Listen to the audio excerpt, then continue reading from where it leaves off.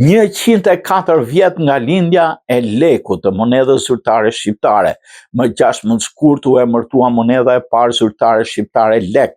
Sa i përket përjarës së emrit monedhës shqiptare ka diskutime të shumta, por drejtoria e përditshme e arkivave kujtoni hipotezën e studiuesve italianë në botimet e viteve 30-40, sipas cilës emërtesa rrjedh nga emri i krishterë heroi ton kombëtar Skënderbeut. Ndërkaq ka tjerë hipoteza që diktojnë se emërtesa është vënë në nderim të Aleksandrit apo Lekës së Madh, sipas bisedimeve parlamentare të vitit 1922 mes propozimeve ka qenë Skënder ose Shqipe. Deri në vitin 1947, kur u miratua dekreti për katës, monedhat frank dhe lek do të ishin paralelisht në qarkullim. Në vitin 26 Banka Kombëtare e Shqipërisë hodhi në qarkullim serinë e parë të plot monedhave metalike, duke themeluar praktikisht sistemin e ri monetar.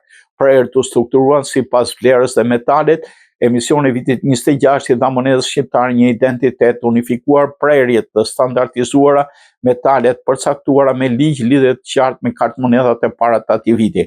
Në datën 14 korrik 65 u rivendosë ridominimi i parasë kombëtare, raporti i këmbimit u përcaktuar qartë, 10 lek të vjetra të emisioneve 47, 57 baras me 1 lek të ri të emisioneve 64, ndërsa 1 lek monedhë baras me 100 qindar. Ka procesi nisi me 15 tetor 65, përfundoi me 31 dhjetor, por duke zhvilluar patronditje, por që nga ajo kohë ka mbetur termi lek i ri, edhe pse nuk ka asnjë funksion të drejtë për drejtë teknik.